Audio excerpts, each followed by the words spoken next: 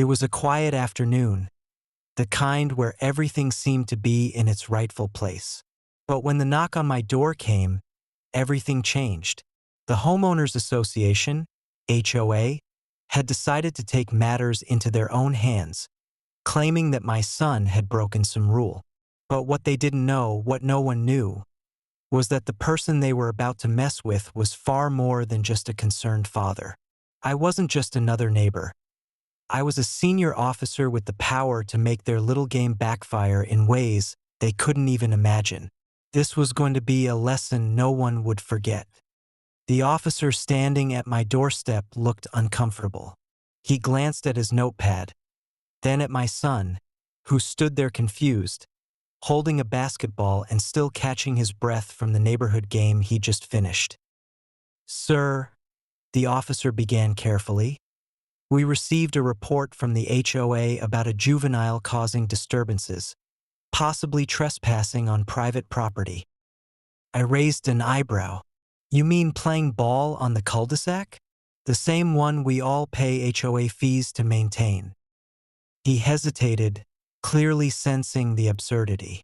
"Yes, that seems to be what they're referring to." I looked past him, and there she was, Mrs. Carmichael from the HOA board, arms crossed, lips pursed like she'd just bitten into a lemon. She gave me a smug nod, as if she'd finally brought justice to our street. I stepped forward slowly, calm but firm. "Officer, before you go any further, I think you should know. I'm Commander David Marshall with the Internal Affairs Division, and what you're witnessing here is an abuse of power by a civilian committee that thinks it can play cop with kids." The officer's eyes widened. Mrs. Carmichael's smirk faltered. I turned to her. "Did you really just try to manufacture a police report against a minor over a basketball game?" She blinked, suddenly aware this wasn't going to go the way she planned. "And by the way," I added, my voice cold now, "everything you're saying, every complaint, every phone call, it's all public record. So you might want to start thinking about how this will look in court when we file a formal complaint for harassment and false reporting." Silence. But I wasn't done. Not even close. Mrs. Carmichael opened her mouth to speak, but nothing came out. Maybe she thought I was bluffing. Maybe she didn't expect a man in jeans and a t-shirt to carry a badge higher than most in the precinct. I turned to the officer again. "Do you see any evidence of a crime here? My son's on public property. There's no damage, no disturbance, other than someone's personal vendetta." The officer cleared his throat. "No, sir. It seems this was a misunderstanding." A misunderstanding. That's what they always call it when someone in power gets caught overreaching. But this wasn't just about a basketball. It was about the quiet war HOA boards wage against families they don't like. Especially families who don't fit the mold: single parents, mixed-race couples, renters, or just folks who won't nod and smile on command. This wasn't the first time she'd targeted us. Last month it was a noise complaint at 4 p.m. Before that, she cited us for improper lawn maintenance because we had native plants. It was a pattern. And now she'd crossed the line. She'd brought the law into her little power trip. "Don't go anywhere," I said, stepping back inside. I came out with a folder, copies of every letter, email, notice, and complaint. I handed them to the officer. "This isn't just today. This has been going on for over a year.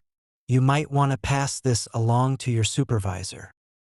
He nodded, flipping through the stack. Mrs. Carmichael finally found her voice. "There's no need to escalate this," she said quickly, her tone shifting to false sweetness. "We were just trying to maintain standards in the neighborhood." "Standards?" I asked, my voice level. "Or control?" She didn't answer. She didn't have to. I could see it in her eyes. She finally realized she was no longer in control. Just then, A couple of neighbors had stepped outside, drawn by the flashing lights and the tension. I caught their glances, some surprised, others embarrassed. A few even nodded at me, quietly. Maybe this wasn't just my fight after all. Within 24 hours, I filed a formal complaint with the city against the HOA board, attaching the full documentation. I also contacted a civil rights attorney, a friend from my academy days who had a particular interest in community discrimination cases. He was more than ready to get involved. By the end of the week, things had shifted fast.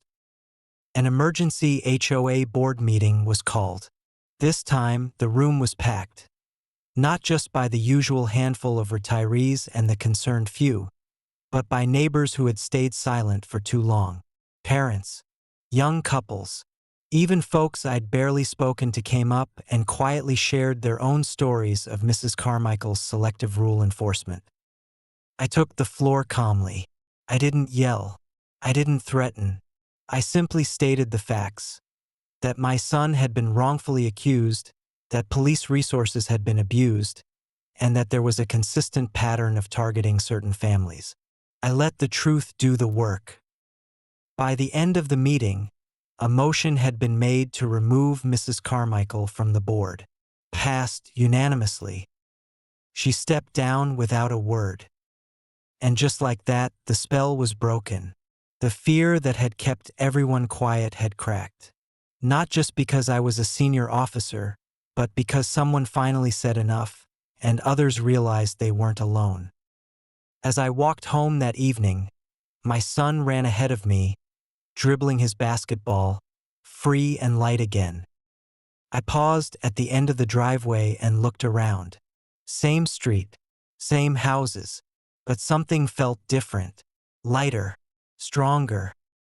Justice doesn't always wear a uniform. Sometimes it just starts with a father refusing to be silent.